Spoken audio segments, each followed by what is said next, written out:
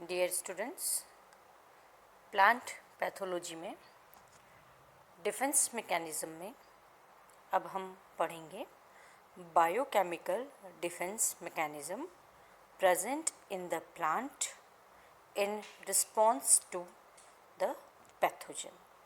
पहले हमने structural defence mechanisms के बारे में पढ़ा था।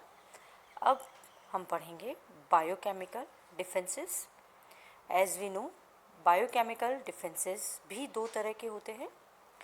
प्री एग्जिस्टिंग डिफेंसेस, जो कि पादप में पैथोजन के इन्वेजन से पहले ही उपस्थित होते हैं, and the second one is post infection biochemical defences. As we know, the structural defenses mechanism do prevent the attack of pathogen. The defense mechanisms also includes chemical substances produced in the plant cells before or after the infection. जैसा हम जानते हैं कि structure defence mechanism pathogen के attack को कुछ limit तक रोकते हैं, परंतु डिफेंस मैकेनिज्म में कुछ ऐसे केमिकल सब्सटेंसेस भी प्रोड्यूस्ड होते हैं, बनते हैं प्लांट्स में, जो कि पैथोजन के अटैक को रोकते हैं। यह पहले या इन्फेक्शन के बाद में भी बन सकते हैं। It has now been established that biochemical defence mechanisms play more important role than the structural defense mechanism. It is been established, ये स्थापित हो चुका है कि जो बायोकेमिकल डिफेंस होते हैं वो स्ट्रक्चर डिफेंस से ज़्यादा इफ़ेक्टिव होते हैं और इनका ज़्यादा इम्पॉर्टेंट रोल होता है। This has been supplemented by the fact that many pathogens entering known host plants, naturally or artificially inoculated, fail to cause infections in the absence of any structure barrier. ऐसा माना गया है कि बहुत सारे pathogens जो कि होस्ट या नॉन होस्ट प्लांट में अगर आर्टिफिशियल या नेचुरल तरीके से एंट्री कर लेते हैं तो इनोकुलेशन फेल हो जाता है due to the presence of structure barriers. इसका मतलब है कि केमिकल डिफेंस मैकेनिज्म्स भी रिस्पॉन्सिबल हैं for the resistance of plants against certain pathogen. Structure barrier अगर उपस्थित है फिर भी पैथोजन एंट्री कर लेता है, उसके बाद chemical barriers are important to prevent the disease को रोकने के लिए केमिकल बैरियर्स भी बहुत आवश्यक है। बायोकेमिकल डिफेंसेस भी दो तरह के होते हैं, pre existing and post infectional. तो यहाँ पे हम प्री एग्जिस्टिंग बायोकेमिकल डिफेंसेस के बारे में पढ़ेंगे, मतलब कि वो इनहिबिटर्स जो रिलीज़ हो जाते हैं प्री पेनिट्रेशन स्टेज में, पैथोजन एंटर नहीं कर पाता है उससे पहले पादप में ऐसे कौन से केमिकल्स, ऐसे कौन से इनहिबिटर्स रिलीज़ हो जाते हैं जो कि डिजीज़ को प्रिवेंट करते हैं, रोग होने से बचाते हैं। तो सबसे पहला है plant generally exudes organic substances.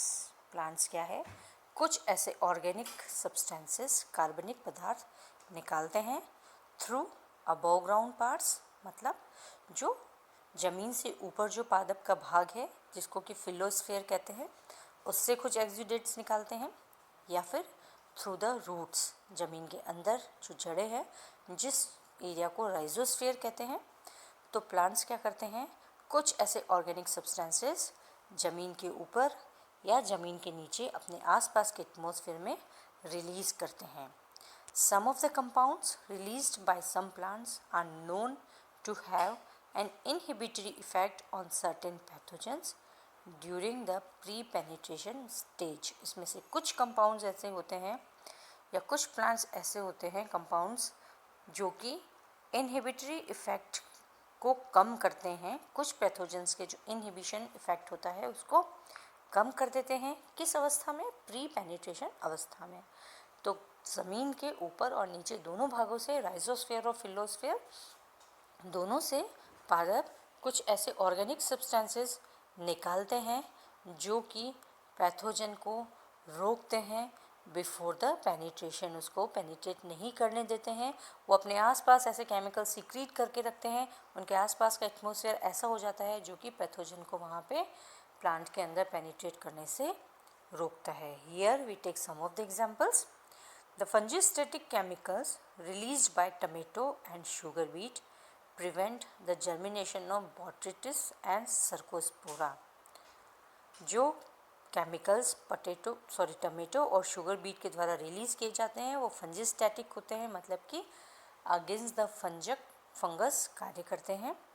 और यह पाया गया है बॉट्रिटिस और सर्कोस्पोरा के जर्मिनेशन में। ये दोनों फंगस हैं जो कि प्लांट में डिजीज़ करते हैं और इनका जर्मिनेशन रुक जाता है in the vicinity of tomato and sugar beat plant. Sugar beet plant और टमेटो प्लांट के आसपास ऐसे फंगस रोधी पदार्थ रिलीज़ होते हैं, केमिकल्स रिलीज़ होते हैं, चाहे वो फाइलोस्फेयर में हो या फिर राइजोस्फेयर में हो, जो कि इन दो पैथोजेंस की जर्मिनेशन को बाधित करता है।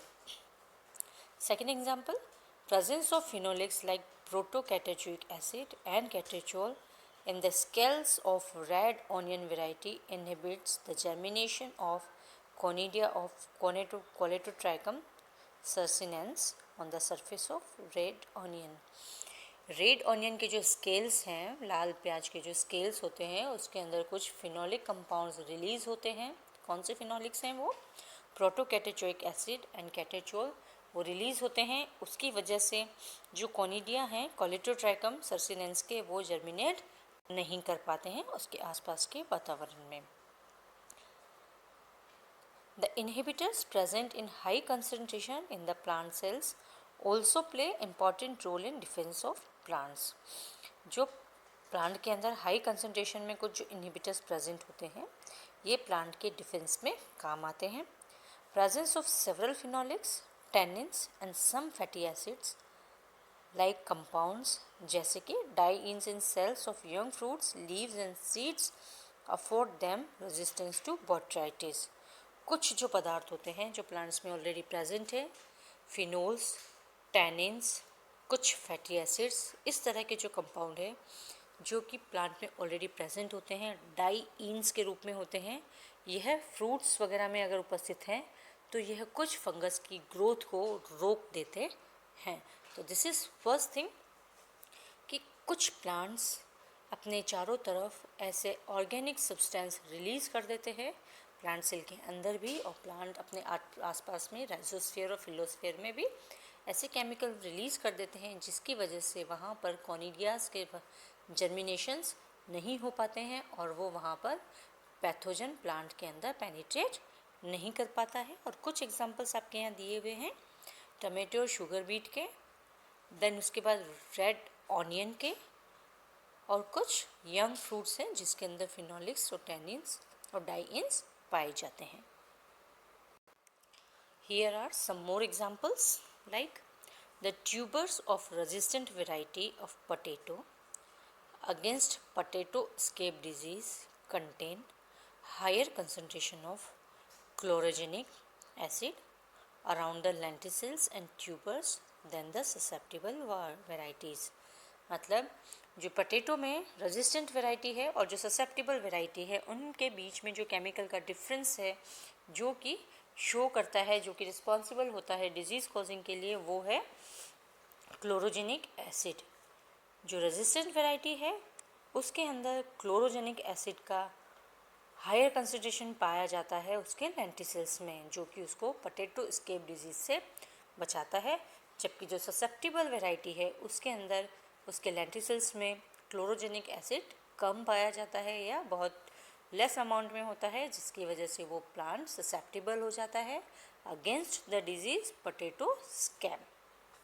कुछ इसी तरह के कंपाउंड्स हैं लाइक सैपोनिन और टोमेटिन टमेटो में पाए जाते हैं, एविनासिन ओट्स में पाए जाते हैं, जिसके अंदर एंटी फंगल एक्टिविटीज़ मौजूद होती है और ये पेनिट्रेशन होने से पहले ही प्लांट्स को डिजीज़ होने से बचा लेते हैं. If the higher concentration of these chemicals are present in the plant, अगर इनका हायर कंसनट्रेशन प्लांट के अंदर उपस्थित होता है तो वहाँ पर कोनिडियाज ऑफ द पैथोजन के नॉट जर्मिनेट, पैथोजन्स के जो कोनिडिया है वो जर्मिनेट नहीं कर पाते हैं. कुछ जो एंजाइम्स हैं like glucanases and chitinases present in the cells of some plants may break down the cell wall components of the pathogen. और कुछ जो एंजाइम्स भी यहाँ पे उपस्थित होते हैं जैसे ग्लूकेनेस एंड काइटिनेज जो कि फंगल सेल वॉल को ब्रेक कर देते हैं, पैथोजन के सेल वॉल को ब्रेक कर देते हैं और उनका फर्दर जर्मिनेशन रुक जाता है, उनका ब्रेक डाउन हो जाता है. तो in all we can explain it like this कि प्लांट के अंदर कुछ ऐसे केमिकल्स होते हैं, चाहे वो फिनोलिक्स हो, चाहे प्रोटोकैटाचुइक एसिड हो, चाहे टोमेटिन हो, सैपोनिन हो, एविनेसिन हो, क्लोरोजेनिक एसिड्स हों, या फिर कुछ एंजाइम्स जैसे ग्लूकेनेस, काइटिनेज होते हैं. यह कोशिश करते हैं, यह अपने आप को स्ट्रॉन्ग बनाते हैं, प्लांट्स को स्ट्रॉन्ग बनाते हैं. इनके हायर कंसनट्रेशंस अगर सेल में मौजूद हैं तो ये प्लांट की वैरायटी को किसी भी डिजीज़ के, फंगल डिजीज़ के अगेंस्ट रेजिस्टेंस बना लेते हैं. जिन प्लांट्स में इनकी अधिकता पाई जाती है वो रेजिस्टेंट वैरायटी हो जाती है और जिन पादपों में इनकी न्यूनता पाई जाती है वो ससेप्टिबल वैरायटीज़ हो जाती है. इसके अलावा जब जहाँ प्लांट ग्रो करता है वो अपने राइजोस्फीयर में और फाइलोस्फीयर में दोनों जगह कुछ ऐसे ऑर्गेनिक एक्सुडेट्स निकालता है जिसकी वजह से उसके आसपास के एटमॉस्फेयर में, उसके आसपास में, उसके सराउंडिंग्स में जो कोनिडिया हैं फंगल स्पोर्स के वो जर्मिनेट नहीं कर पाते हैं. तो these are the chemicals already present in the plant before the penetration of pathogen, जो कि pre existing biochemical defence provide करते हैं प्लांट्स को. The second is lack of essential nutrients. Means there should be a lack of nutrients essential for the pathogen is another pre-existing biochemical defense mechanisms. Plant varieties or species which do not produce any of the chemical essentials for the growth may act as resistant variety. ये है कि अगर plants के अंदर nutrients की कमी पाई जाती है, अगर न्यूट्रिएंट्स कम है तो पैथोजन को सफिशिएंट अमाउंट ऑफ न्यूट्रिएंट नहीं मिलेगा और उस वजह से वो आगे मल्टीप्लाई नहीं करेगा. तो जिन प्लांट्स में कुछ केमिकल या कुछ ऑर्गेनिक एक्सुडेट्स नहीं पाए जाते हैं, कुछ केमिकल्स उनके अंदर नहीं पाए जाते हैं और फिर भी अगर वो रेजिस्टेंट वैरायटी है तो उनके अंदर ऐसे एसेंशियल न्यूट्रिएंट्स की कमी होती है जो कि पैथोजन के लिए हेल्पफुल होते हैं. इसका एग्जांपल है the substance present in seedling varieties susceptible to rhizoctonia initiates hyphae cushion formation from which the fungus sends penetration hyphae inside the host plants. When this substance is not present, hyphal cushions are not formed and the infection doesn't occur. जो राइजोप्टोनिया है उसकी जो susceptible variety है उनके अंदर pathogen के लिए जो असेंशियल न्यूट्रिएंट्स है वो बहुतायत में पाया जाता है और वो पैथोजन को हाइफल कुशंस बनाने में मदद करते हैं और वो हाइफल कुशंस फर्दर हाइफा में कन्वर्ट होते हैं, मल्टीप्लाई होते हैं और पूरे प्लांट सेल्स में ग्रो कर जाते हैं. परंतु जो रेजिस्टेंट वैरायटीज़ है उसमें उन असेंशियल न्यूट्रिएंट्स की कमी होती है जिनकी पैथोजन को ज़रूरत होती है. तो जब असेंशियल न्यूट्रिएंट्स नहीं हैं तो हाइफल कुशंस नहीं बन पाएंगे and then further multiplication of hypha and mycelium growth रुक जाएगी और डिजीज़ अकरेंस नहीं होगी. तो lack of nutrients is also an important feature for determining that the variety is susceptible या रेजिस्टेंस. तो लैक ऑफ न्यूट्रिएंट्स भी एक ऐसा बेसिक है, स्ट्रक्चर है, बेसिक फीचर है जो डिसाइड करता है कि वैरायटी जो प्लांट वैरायटी है वो ससेप्टिबल रहेगी या रेजिस्टेंस रहेगी. The third one is absence of common antigen in host plant. हमने देखा है कि there is compatibility between host and pathogen to for the occurrence of disease occurrence के लिए कुछ ऐसा सब्सटेंस होना चाहिए जो कि होस्ट और पैथोजन में कंपैटिबिलिटी शो करता है। एज वी नो, हमने पहले भी पढ़ा था प्री पेनिट्रेशन कंडीशंस में कि ऐसी क्या कंडीशंस होती है कि होस्ट अपने पर्टिकुलर पैथोजन को ही अटैक कर पाता है, पैथोजन अपने पर्टिकुलर होस्ट पे ही अटैक करता है। तो these are some sort of elicitors type of compound, हमने पहले भी पढ़े हुए हैं। तो it is now clear that presence of a common antigen या common protein in both the pathogen and host determines the disease occurrence in the host. हमने पहले पढ़ चुके हैं कि ऐसा कुछ कॉमन प्रोटीन होना चाहिए पैथोजन और होस्ट के बीच में जो कि डिसाइड करे कि प्लांट के अंदर, होस्ट के अंदर डिजीज़ होगी या नहीं होगी। But if the antigen is present in the host and और एब्सेंट इन द पैथोजन या vice versa, it makes the host resistance to the pathogen.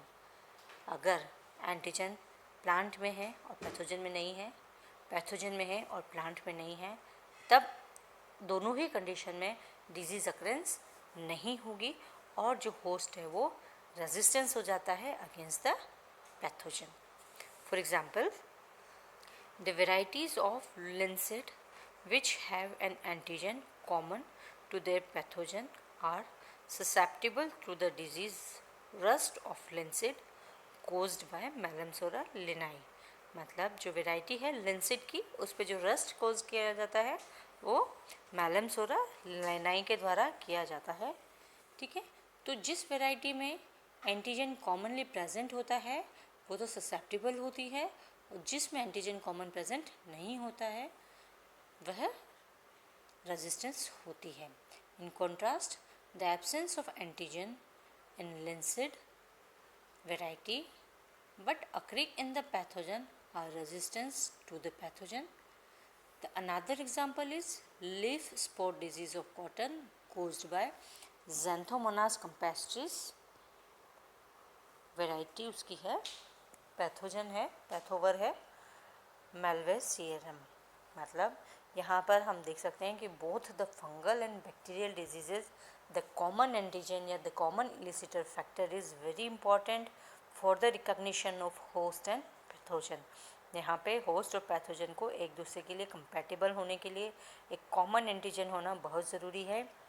जिन पादप वेराइटीज़ में वो एंटीजन उपस्थित होता है और होस्ट में उपस्थित होता है और पैथोजन में भी अगर प्रेजेंट है तो वो वेराइटीज़ आर ससेप्टिबल, वो ससेप्टिबल वेराइटीज़ होगी।